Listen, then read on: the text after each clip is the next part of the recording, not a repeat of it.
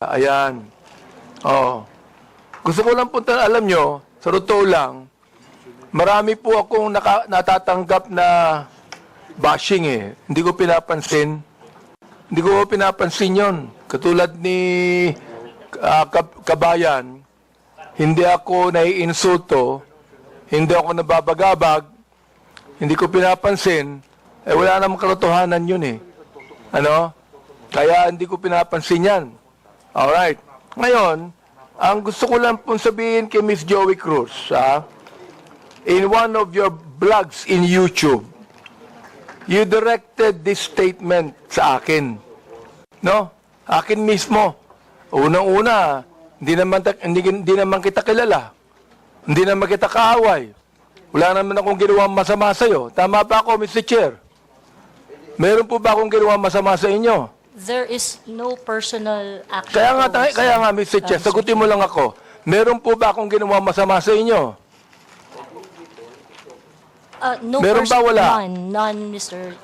Wala. Wala akong ginawang masama sa inyo, ha? Pinapatunayan nyo yan, ha? Pangalawa, hindi nyo ako kilala. Tama ba, Miss Joey Cruz? You do not know me personally.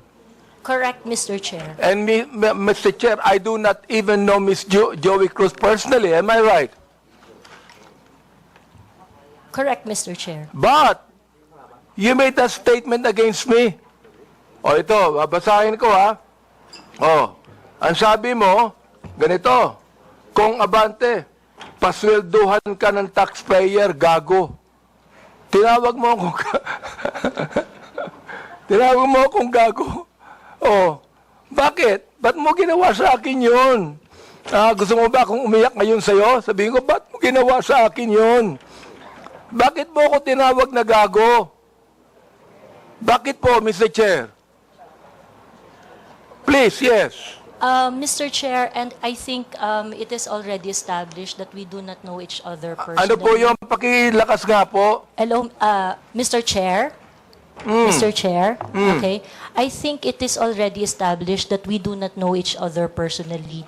Therefore, the statement was said based in a not personal way, but it is an observation of my reaction. Mr. Chair, on meron ka pang salita. Your observation is that I'm gago? Is that your observation? This pertains to the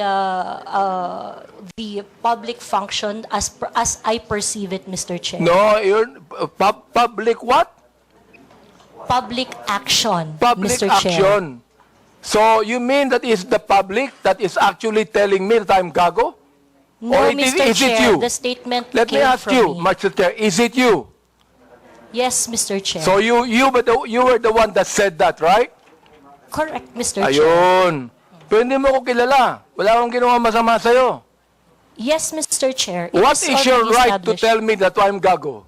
Because I am a citizen of What the is Philippines. your right to tell me I'm gago? That is part of my freedom of speech, Mr. Oh, Chair. is that right? Yes, Mr. Chair. So your freedom of speech is to tell a person that he is gago? Freedom of speech ba yan? My freedom of speech, part of my freedom Ang of galing speech is mo. to react Ang on the galing mo. action of Ito a pa, public official. sinabi mo ha, in another post, ito sirahin mo. Pero alam mo, kaya tayo nagmi-meeting dito, parami na mention ko ito, no? Pero sa totoo lang, hindi ko pinansin yan, matagal na yan eh. Di ba? Hindi ko pinansin yan. Ito ha, ang sabi mo, you know, kung Benny Abante, I can find all of this. Isasampal ko ito sa pagmumukha mo. Is that still freedom of speech? Mr. Chair, I am not very familiar. Yes on or that no, post. Mr. Chair? Is that still, you think, freedom of speech? When you said, isasampal ko ito sa pagmumukha mo. Mr. Is Chair, that freedom of speech? yes, Mr. Chair. Ganon. Oo. So, ibig sabihin, ganito. If I tell you right now, sasampalin kita, freedom of speech yan. That's part of your freedom, Mr. Chair. Pag sinampal kita, hindi na freedom of speech yan. Of course, sir, it's overt Hindi action na. already. Yes, Hindi sir. na, no? Yes, sir. Oo, ang galing. Mahusay ito. Oo, magaling ka. Oo. Ang sabi mo, I'm going to be hindi ko masabi to, Mr. Chair. F-U-C-K-E-D, prepared. Binanggit mo yon? Mr. Chair, Bakit naman? Mr. Chair, Ano may ba I nagawa know kong when kasalanan that post sa'yo? was posted? Mr. Chair, Oh. Mr. Chair, so that I can answer intelligently on the question You of... can, Mr. Chair, may I know you can the date answer of the intelligently, I but cannot what you answer... said here, is that intelligent? Let me ask you, Mr. Chair. Nung sinabi mo, company abante, I can find all of this, isasampal ko ito sa pagmumukha mo. Is that intelligent? Mr. Chair, I cannot intelligently answer if I do not know when the post was posted. You don't know, Mr. Yes, Chair? Mr. Chair, I think in a day I post maybe 50, Well, 50 posts in a day. I would like to understand, It Mr. means, Chair. Mr. Chair, that you can post something today and you forget that tomorrow. Am I right? That is correct, Mr. Chair. That's very likely. So, pakiklaro nga, Mr. Chair. Ano yung isasampal mo sa bagumukha ko? That is why, Mr. Chair, for me to intelligently answer your question, I need to know when it was posted. Well, we are going to get the date when this was said. Thank you, Mr. You would Chair. be able to know. Thank you. Kaya, pinapa-confirm ko lang yung statement na yan eh. This ibig sabihin, do you believe, hindi ko na sabihin ang freedom of speech. Do you believe that this falls under protected speech? I'm so sorry, Mr. Chair. May you please repeat Do the you question? believe that this falls under protected speech? Mr. Chair, like I said earlier, I would like to know first the context of the post. But rest assured, Mr. Chair, that when I post in my platform, I make sure that it is a reaction on the news or public action. As a political observer, I always practice...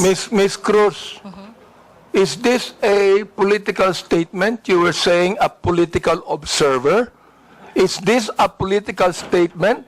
Do you believe that using profanities, insults, and malicious accusations online represent fair and respectful, intelligent discourse? Except as part of your statement, Mr. Chair, the malicious imputation you said, I accept that. The rest that you said, yes, it is part of the healthy public discourse. It is part of what, Mr. Chair? Healthy public discourse. Therefore, pag binanggit natin using profanities, insults, and malicious accusations, that is, anong tawag mo doon? Part Health. of the healthy discourse, Mr. Chair. Healthy discourse. Healthy discourse ba yun? Yung Yes, Mr. profanities, Chair. Yes, Mr. insults, and malicious statements, healthy discourse sa'yo yun. Chair. Yes, Mr. And that's Chair. the reason why, Mr. Chair, that we should now actually craft a legislation to put a stop to Ms. Joey Cruz, who seemed to be intelligent, and a woman using profanities, malicious insults, saying it is healthy. Yes, Mr. Chair, I stand by my statement. Everything you said, except the malicious imputation, which I do not do, is part of a healthy public discourse. It is part of my freedom of speech. In fact, it is recognized under the Universal Declaration of Human Rights Act that I It is should be able recognized to where? express my opinion without Ms. interference. Joey Cruz, I am the chairman of the Committee on Human Rights, and this is not recognized. Profanities, insults, and malicious words are violation of human rights. You violated my human rights. Mr. Chairman, Mr. Chairman. Corrupt. Mr. Chairman, may I inquire, sino po yung sa tabi ni no resource person? Please identify yourself. Are you the lawyer of Yes, Your Ms. Honor. Cruz? I'm Attorney Mark Anthony Manuel. I'm the counsel for Ms. Cruz, Your Honor. Have you entered your appearance here? Yes, Your Honor, please. So Mr. please Chair. be reminded that you can only give legal advice to your client and you ask the chairman. Yes, Your Honor. Please sit not in the resource person at the back. You are not allowed to sit. At the back, you sit at the back. Yes, Mr. Lawyers are not allowed to sit beside the resource persons. And please be advised that as permission by the chairman. Yes, yes. Also sit Mr. at the back. Yes, Mr. Do Chair. not sit beside your client. And rest assured that I am only advising my client as And to then, her so legal ask the rights. chairman the permission before you give the advice. Yes, Mr. Chair. Also sit at the back. Thank you, Mr. Chairman. Thank you, Mr. Chair. Attorney, please comply. Are you through, because actually, No, Mr. Chair, I'm just starting. wait, we are still on the issue of, I would like to finish the issue on Tariela, then we can go back to your interpolation. Honorable Junicio, are you still asking questions? You're done. Honorable Tariela, do you still have any statement to make? Nothing more left from me. Okay, we'll now proceed to the next item on the agenda. This is with regards to the issue on social media personalities. Mr. Chair, if there are no other congressmen that have questions for our resource person, Commodore Tariela, maybe we can excuse him because he has more important issues at stake, which is national sovereignty. So, kung wala na po magtatanong sa kanya, baka pwede na po natin siya ma-excuse sa hearing na ito. You are hereby excused since there are no more questions. And more on that, there are some resource persons here that I believe wala na mga question ng mga congressman. May I ask if AMLA resource persons are here? Attorney Arpon, Attorney Titanco. From the members, do you have any questions to AMLA? There are none, so you are hereby excused. To COMELEC, pakitaas pong kamay. To the members, do you have any questions with COMELEC? None? You're also excused, all the resource persons in COMELEC. Dun sa mga broadsheets, you're already excused. Dito sa kay Miko David, Digital Marketing Association of the Philippines, I think you can stay put since we will be discussing next the social media personalities. Okay. We'll now proceed on the issue on social media influencers or personalities rather.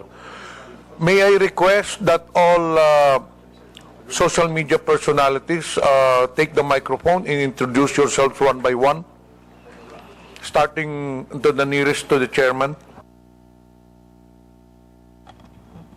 Good afternoon, Mr. Chair. I am George Ahmed Paglinawan. I am a lawyer. I am not Ado Paglinawan, the one that was mentioned by the Commodore Tariela.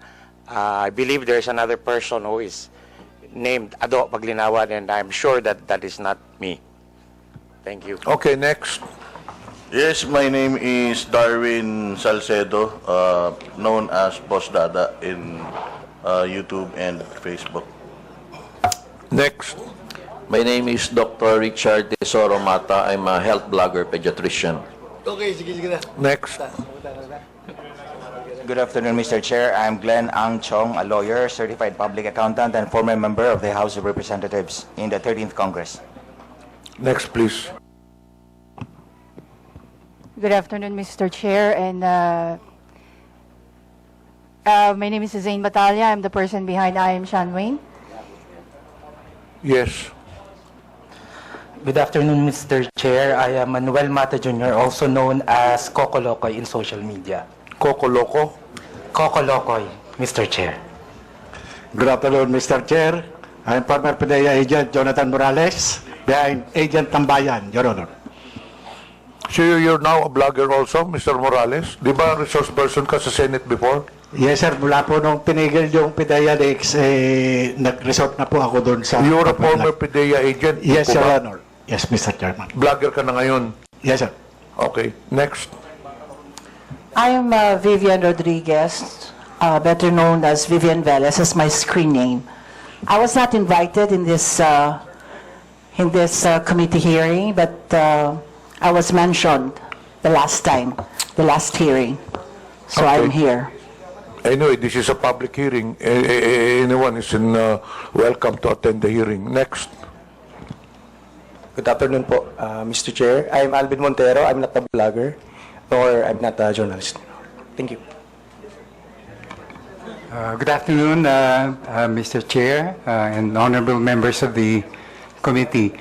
My name is Claro Ganyak. I'm a retired professor.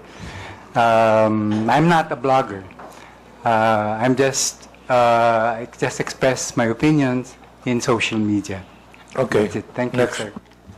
Good afternoon, Mr. Chair. Ako po si Elijah San Fernando, isa pong manggagawa at unionista, kilala sa TikTok at Facebook bilang Eli San Fernando. Next, please. Good afternoon, Mr. Chair. My name is Maria Florinda Princess Duque, or better known as Pebbles Duque. I am now a law student. Next, please. Good afternoon, Mr. Speaker. Mr. Chair, sorry. I'm Dr. Ethel Pineda Garcia. Okay. I think there are some vacant seats. Pwede na pong kunin yun. Yes. I am Trixie Cruz Angeles. I am a lawyer. Next, please. May I continue, Mr. Chair? Wait, meron pa yata dito sa... Kompleto na po ba ang mga social media personalities? Who is Vicente Cunanan? You're also a social media personality? Okay, so you can now proceed with your interpellation. Thank you, Mr. Chair. Again, Ms. Cruz, do you believe that freedom of expression is not absolute? Yes, Mr. Chair. You do? Of course, I'd like to ask the other bloggers if they also believe that. Yes, Mr. Chair. Do you also believe that? Okay. Sir, Now, there's always a limitation. Ms. Cruz said, yung kanyang statement sa YouTube, no? Na profanities, insults, malicious is a healthy discourse. Gusto kong tanungin yung mga vloggers natin, do you agree with her on that? Yes. That profanities, insults, and malicious accusations is a healthy discourse and a part of the freedom of expression? We would like to ask every blogger to answer me yes or no if they believe in that. Mr. Chair, can I be recognized? Yes. Mr. Chair, no other than the highest court of the land has repeatedly said na hindi po masama ang pagmumura, lalong-lalo na sa mga pampublikong opisyal, especially kung ang pinatutungkulan po ay yung official functions nila. Not the person, but their official functions, Mr. Chair. So yun po ang paninindigan, lalong-lalo na po namin bilang mga manggagawa, dahil kahit meron pong TikTok, Facebook o social media, sa komunidad po, yan ang lengguwahe ng mga manggagawa at ordinaryong Pilipino na nagagalit. Hindi po kasalanan ng mga vlogger o ng mga gumagamit ng Facebook, TikTok, X o kung ano pa mang social media platforms kung bakit merong ganito na mga pagmumura o profanities. Ito po ay lengguwahe ng mga manggagawa at ordinaryong Pilipino na nagagalit. Mr. Elijah, hindi ko binabagit yung lengguwahe ng ordinaryong Pilipino. Ang binabanggit ko, lengguwahe ng vlogger. Hindi ka ordinaryong Pilipino. Mr. Chair. Tatandali lang, kasarara pa ako eh. Alright. Hindi ka ordinaryong Pilipino. Tama, mali? Ordinaryong Pilipino ako, Mr. Chair. Hindi ka ordinaryong Pilipino. Vlogger ka eh. No, I'm a manggagawa ako, Mr. Chair. Lahat pa ng ordinaryong Pilipino, vlogger?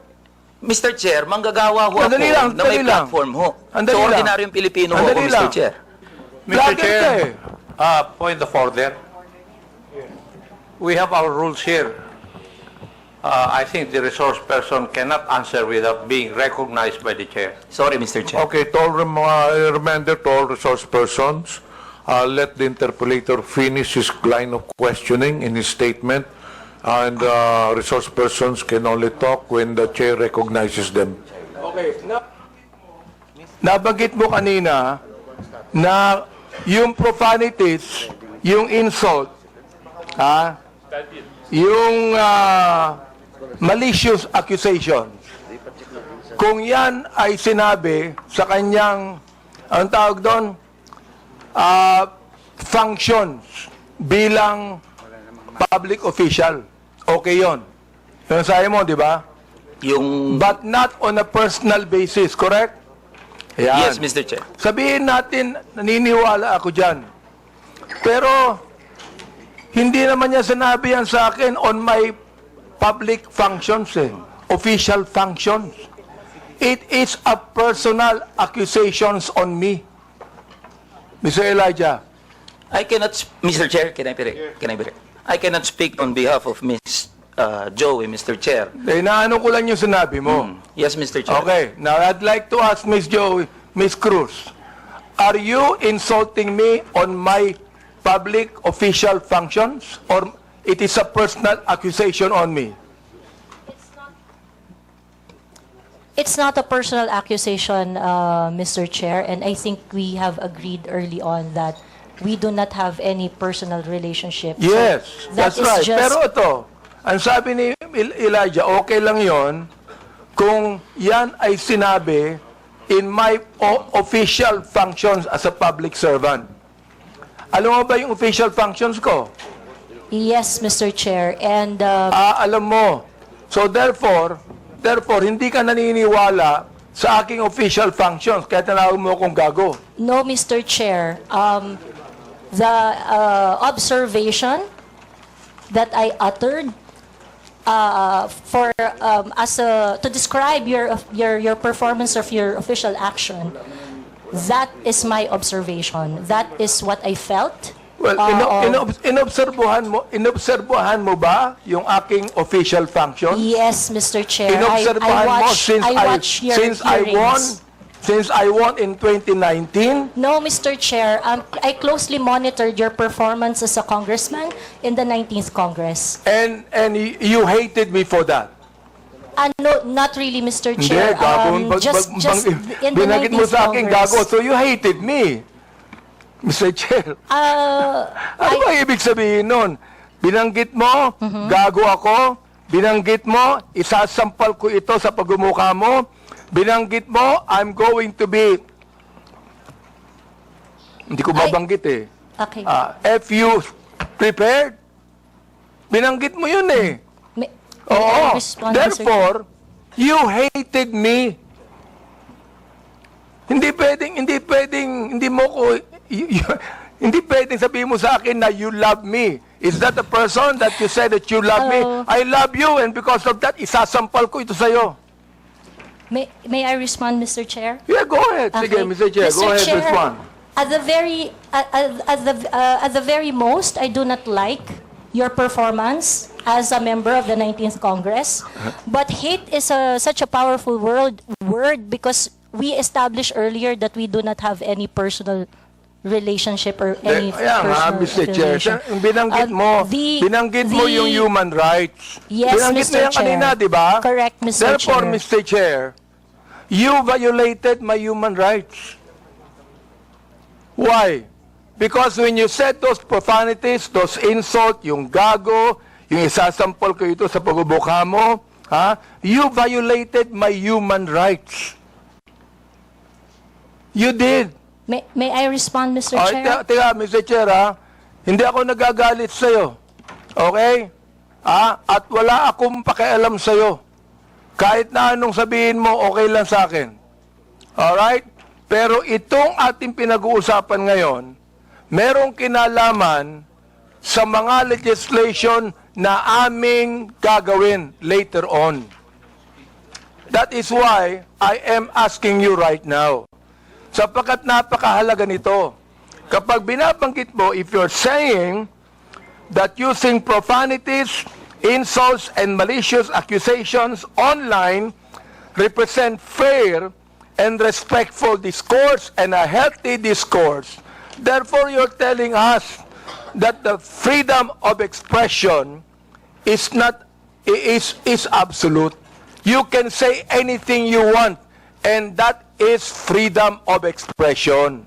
Yun ang sinasabi ko, Mr. Chair. May I respond, Mr. Chair? Pag binanggit mo, if you said that freedom of expression is not absolute, therefore, there are certain things that you cannot say.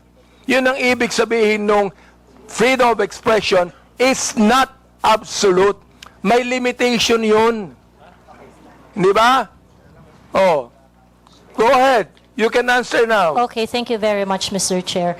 Mr. Chair, in the universal thoughts and ideas, there would always be a limitation. The freedom of speech is not absolute. And the limitation of freedom of speech is well defined. Under the law, under the jurisprudence, there are things that you cannot say. There are things that Mr. Chair, you what cannot- jurisprudence are you talking about? Supreme Court decisions, Your Honor. Can you tell me what law? Example of law that limits your Yes. freedom of expression. For Can you example, tell me Mr. the Chair, jurisprudence? yes, Mr. Chair. For example, Mr. Chair, there is I cannot specify the specific law, Mr. Chair. There but is a law on libel. Yeah, law There on is libel. a law on slander. There Is it is a okay? law. Is it okay, Mr. Chair, if I give my example? Okay, thank you very much. One example, and I think this example is very demonstrative, is very illustrative of the limitation of freedom of speech. Right now, it is election, midterm election, and it is not allowed that people are going to campaign on the day of the election day. That is a clear prohibition to express on the part of the citizen to say whatever they want to say on that Teka, election day. Mr. Chair, ano po ang connection nung binabanggit mo? I'm asking you about the jurisprudence. I just told you that there is a law against on libel, on cybercrime. What you said today is libelous. What you said here is libelous. Why? Mr. Because Chair. there is a malicious intent. When you use profanities, when you use the word gago, there is a malicious accusation, and that is libelous. Mr. Chair, if that is your assessment of And that kind of listen, statement, you not will only have your... libelous, Mr. Chair, dali lang ha, not only libelous, ha, that is also unjust vexation on my part. May I respond, Mr. Chair? Go ahead. Okay, Mr. Chair, if you think that you are violated by my exercise of my freedom, you would have your right and No, be no, in court Mr. Chair, so that, don't so worry. that the maliciousness of Mr. that Chair, statement don't can be worry. I'm sorted not out going in the to charge proper you in court. authority. Don't worry. I'm not going to charge you. If I charge you in court, matatalo ka eh. Pero hindi. Oo. Unjust vexation to. Alam niyo ba yon? Are you a lawyer or not? I am not a lawyer, Mr. Therefore, Chair. you should know this. The thing is this, pero wag kang mag-alala. Hindi ako magdidemanda sa'yo. Do you know why? You're not important to me. Alright? Ang dahilan lamang, kaya natin ginagawa ito, para magkaroon kami ng idea kung anong legislation ang nais naming gawin. Pero ikaw, you are not important to me. Alright? Oo. Thank you, Mr. Chair. Yan. Kaya, huwag kang mag-alala. Hindi ako kailanman magdidemanda sa'yo. Alright? Oh. Tumatawa ka pa eh. Thank you, Mr. Chair. Natatawa ka sa akin eh. No, Mr. Chair, I am expressing my gratitude, Mr. Chair. Ganun ba? Mr. Chair, tumatawa ka and you're expressing your gratitude by your sarcastic laughter? I am not laughing, Mr. Chair. It's just a natural smile, Mr. So Chair. gusto kong tanungin po, itong ating vloggers na ito, kayo po mga vlogger natin, Do you agree with what Miss Joey Cruz said? Every one of you could be able to answer if you agree.